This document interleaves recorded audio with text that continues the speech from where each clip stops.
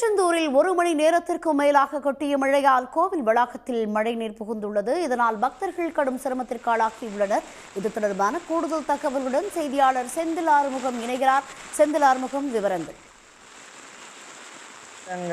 திருநெல்வேலி, தூத்துக்குடி, தென்காசி மாவட்டங்களில் நேற்று முதல் பலத்த மழை பெய்து வருகிறது. இதற்கு இடையே தெற்கு அந்தமான் கடற்பகுதியில் குறைந்த காற்றழுத்த தாழ்வு நிலையால் உருவாகியுள்ள நிலையில் தமிழகத்தில் 11 மாவட்டங்களில் பலத்த மழை இருக்கும் என்று இந்திய வானிலை ஆய்வுத்துறை சென்னை மண்டல வானிலை ஆய்வு மையம் தெரிவித்தது. இந்த நிலையில் இன்று தூத்துக்குடி மாவட்டம் காலை முதலே வான மேகமூட்டத்துடன் காணப்பட்டு வந்த மதியம் வரை அவ்வப்போது சாரல் மழை பெய்து வந்தது. தற்போது திருச்செந்தூர் மற்றும் அதை சுற்றியுள்ள வட்டார பகுதிகளில் ஆறுமணேரி, ஆத்தூர், காயல்பட்டினம், உடங்குடி, பரமக்குறிச்சி, குலசேகரப்பட்டினம் உள்ளிட்ட பல்வேறு இடங்களில் சுமார் 2 மணி நேரத்துக்கு மேலாக இடி மின்னலுடன் கூடிய பலத்த மழை பெய்து வருகிறது. இந்த நிலையில் திருச்செந்தூர் தூத்துக்குடி சாலையில் செல்லும் வாகனங்கள் அனைத்தும் முகவிலக்கு எதிர்விட்டு செல்கிறார்கள்.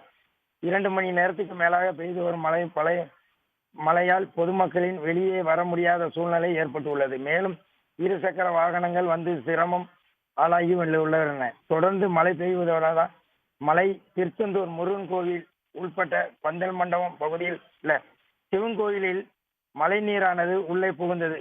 இதனால் பக்தர்கள் உள்ளே செல்வது சிரமப்பட்டு செல்கிறார்கள். திருச்செந்தூர் முருகன் கோயிலிலும் ஐயப்ப பக்தர்கள், முருக பக்தர்கள் அதிகமாக ஆங்காங்கே ஒதுங்கி நிற்கிறாங்க. மழை பெய்தனால அங்குள்ள வியாபாரிகள் பூராமே அவ்வளவுமே பாதிப்பு ஏற்பட்டு வருகிறது. இதனால் இந்த மழையானது விடாமல் பெய்து கொண்டே இருக்கிறது. தகவல்களுக்கு நன்றி, செந்தில் ஆறுமுகம். உடனுக்குடன் செய்திகளை தெரிந்து கொள்ள சன் நியூஸ் பெல் ஐகானை கிளிக் பண்ணுங்க.